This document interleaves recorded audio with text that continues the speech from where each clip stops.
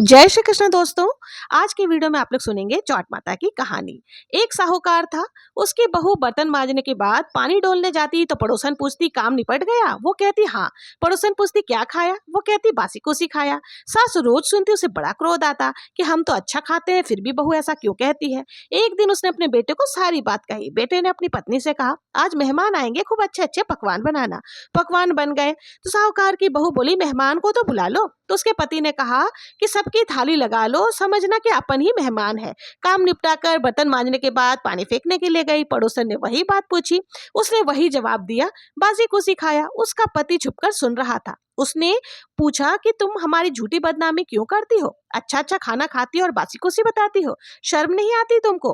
उसने कहा बासी कुसी ही तो है, ना आपने कमाया ना आपके पिता ने कमाया, दादा परदादा का कमाया हुआ ही तो हम लोग खा रहे हैं। ये बात साहूकार के बेटे को चुभ गई। वो परदेश पैसे कमाने चला गया। जाते समय कह गया अपने घर में आग मत बुझने देना, चूल्हे की बुझे तो दिया जलाकर रखना, दिया बुझाओ तो पहले चूल्हा जला लेना। अब पड़ोसियों से आग मांगने बहू जाया करती थी। वो नहीं चाहता था कि बहू पड़ोसियों से बात करे, क्योंकि वो उल्टी सुल्टी बात सिखाकर लड़ाई करवा देते थे। एक दिन चूल्हा और दिया दोनों बुझ गए। सास मंदिर गई हुई थी। बहू ने सोचा मैं पड़ोसन से आग मांग लेती हूँ। वो आग मांगने गई तो पड़ोसन चौट माता की पूजन कर रही थी। उसने कहा मैं पूजा कर रही हूँ, तुम बैठकर कथा सुन लो, फिर आग दे दूंगी। कथा सुनकर साहूकार की बहू बोली इस व्रत को करने से क्या होता है? पड़ोसन ने कहा चौट माता अन्न देती है, धन देती है, दीदे गोड़े देती है और माता पिता की रक्षा करती है। परदेश से पति घर आता है, उसके जीवन की रक्षा करती है। उसने कहा मैं भी व्रत करना चाहता हूँ, पर व्रत कब आता है और इसका पता कैसे लगेगा? मेरी सास तो किसी से बात तक नहीं करने देती। उस पड़ोसन ने उसे 30 गेहूं के दाने दिए और कहा इनसे तू एक दाना रोज एक दूसरे आले में रख देना।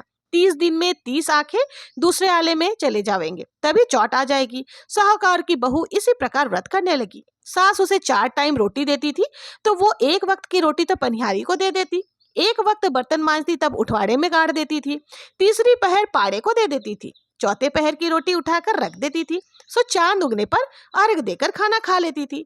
बहुत समय हो गया। एक दिन चौट और बिंदायक जी आपस में बात कर रहे थे कि इसका काम जल्दी ही कर देना चाहिए, नहीं तो लोगों का विश्वास हम पर से उठ जाएगा। सो चौट माता और बिंदायक जी उसके पति के सामने गए और कहने लगे साहूकार सो रहा है या जाग रहा है? साहूकार ने कहा ना सो रहा हूँ ना जाग रहा हूँ, सो मन सूत उलझा हुआ है, किसी का लेना किसी का देना, सो चिंता में पड़ा हूँ। चौट विंदायक जी ने कहा तेरे घर के लोग तुझे याद करते हैं, सो तू घर चला जा। कल चौट विंदायक के नाम का दिया जलाकर दरी बिछाकर बैठ जाना, ले जाने वाले ले जाएंगे, देने वाले दे जाएंगे। दूसरे दिन साहूकार दिया जलाकर दरी बिछाकर बैठ गया। देने वाले आए और लेने वाले ले गए। सब लेना देना निपट गया। साहूकार घर के लिए रवाना हुआ। रास्ते में एक जंगल में आग लगी हुई थी। उसने देखा कि एक सांप वहां से निकल रहा था। साहूकार ने यह देखा तो एक लकड़ी से उठाकर आग से बाहर निकाल दिया, परंतु वो सांप इस बात से खुश ना हुआ, बल्कि नाराज हो गया और उससे कहने लगा तुमने जान क्यों बचाई? वो कहने लगा मैं तुझे काटूंगा। तूने मुझे क्यों बचाया? मैं तो जानबूझकर मरना चाह रहा था, क्योंकि इस रेंग रेंग कर चलने वाली जिंदगी से तंग हो गया था और मुझे मुक्ति मिलने वाली थी। साहूकार ने कहा भैया मैं तो बहुत बरस के बाद अपनी माँ और बहन और पत्नी से मिलने जा रहा हूँ, आज उन लोगों से मिल लो, फिर रात को आकर डस लेना। उस सांप के खाट पर नहीं चढ़ने की आन थी।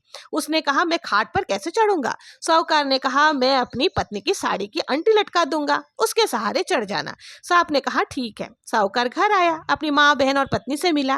मन में वो बहुत दुखी था, क्योंकि सांप आज ही रात उसे डसने वाला था। उसने पत्नी ने पूछा कि आप इतने ज्यादा दुखी क्यों हैं? उसने पत्नी से सारी बात बता दी। तो उसकी पत्नी बहुत चतुर थी। उसने कहा छत वाले कमरे की सीढ़ियों में हम सोएंगे। तो वहां पर उसने पहले तो रेत बिछा दी, एक पर पानी को गड्ढिया रख दिया और एक पर फूल बिछा दिया और एक पर इत्र फूल छिड़क दिया, एक पर केसर केवड़ा रख देना, इस तरह कच्चा दूध रख देना और सबसे ऊपर वाली सीढ़ी पर नमक रख देना।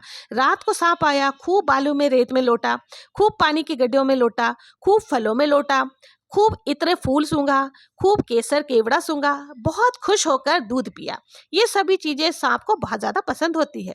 फिर कहने लगा साहूकार तूने मुझे बहुत कुछ दिया, पर मैं वचनों में बंधा हुआ हूँ, सो तुझे डसूंगा जरूर। आखिरी सीढ़ी पर चढ़ते ही उसके मुंह में नमक चला गया। सांप कहने लगा अरे पापी, मुझे नमक खिलाकर नमक हराम कराएगा, पर मैं तो वचनों में बंधा हुआ हूँ, डसूंगा जरूर।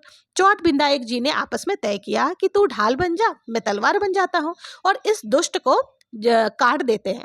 उन्होंने ऐसा ही किया, पर सांप की जीभ उछलकर जूती में बैठ गई और उसने तय किया कि जब साहूकार जूती पहनेगा तभी काट लूंगा।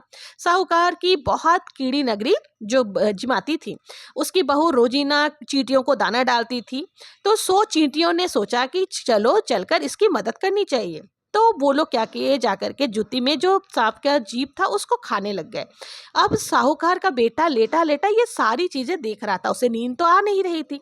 उसने अपनी पत्नी को जगाया, उठ अब चौपड़ पासा खेलेंगे, हमारा दुश्मन मारा गया है। सुबह बहन ने कहा, माँ भाई भाभी को जगा दूं, अब तक नहीं उठे। माँ ने कहा जगा दे। बहन जगाने गई तो सीढ़ियों में बहुत सारा खून देखकर चिल्लाने लगी, माँ भाई भाभी को कोई मार गया, सीढ़ियों में खून ही खून है। छत के कमरे की खिड़की खोलकर भाई ने कहा, हमें किसी ने नहीं मारा, हमारा दुश्मन मरा है, सीढ़ियां धुलवाओ सो हम नीचे आए। सीढ़ियां धुलवाई गई, फिर वे लोग नीचे आए। साहूकार की माँ ने पूछा कि माँ आपने यहाँ चौट विदायक का व्रत कौन करता है? रात को उन्होंने ही मेरी रक्षा की है। माँ ने कहा कोई नहीं करता। साहूकार की बहू बोली मैं करती थी। सास ने कहा 4 टाइम तो रोटी खाती थी, फिर तूने व्रत कब किया? उसने कहा व्रत के दिन सुबह की रोटी पनिहारी को देती थी, दोपहर की रोटी उठवाड़े में गाड़ देती थी, तीसरे पहर के पाड़े को देती थी और रात की रोटी उठा करके रख देती थी, जो रात को चांद उगने पर अर्घ देकर खा लेती थी। सास ने पनिहारी से पूछा, उसने हामी भर दी। हाँ, हर माह चौथ को सुबह बहू मुझे रोटी देती थी, उठाड़े में खोदी तो सोने के चक्कर मिले। शाम को पाड़ा आया, उससे पूछा, खिल खिल कर हंसा तो मोती झरे। ये देख सासू बहू के पैर पर गिर पड़ी, हे बहू आज तू व्रत ना करती होती तो मेरा तो बेटा मारा ही जाता। बहू सास के पैरों में गिर पड़ी और कहने लगी, सासू माँ मेरे पैर मत पड़ो, पैर पड़ने ही है तो आप गणेश जी के पड़ो। हे चौट माता, आपने जैसे साहूकार की रक्षा की वैसे ही सबकी रक्षा करना, व्रत करने वाले की मनोकामनाओं को पूर्ण करना और जो भी कहानी सुने, कहानी को कहते सुनते हुकारा भरने वाले की भी मनोकामनाओं को पूर्ण करना। ये थी चौट माता की कहानी। इस प्रकार चौट माता की कहानी कहने के बाद गणेश जी की कहानी कहकर फिर सूर्य देव की पूजन करनी चाहिए। फिर चांदी की चौट हाथ में लेकर के अर्घ देनी चाहिए और रात को चांद उगे तब दर्शन करके रोली चावल से पूजन करके चूरमा या जो भी मीठा बनाया हो या बाजार से कुछ मंगाया हो तो उसी से चांद को जिमाकर अर्घ देना। बायना निकाल करके फिर खाना खाना चाहिए। अर्घ चौथ की कहानी सुने हुए आंखें से ही देनी चाहिए। गणेश जी की कहानी सुने हुए आंखें से सूर्य देव को अर्घ देनी चाहिए। तो ये थी चौथ माता की कहानी। आप लोगों को ये कहानी कैसी लगी कमेंट में जरूर से बताना। मिलते हैं नेक्स्ट वीडियो में किसी और पूजा विधि के साथ, किसी और व्रत कथा के साथ। तब तक के लिए ओम गण गणपतये नमः।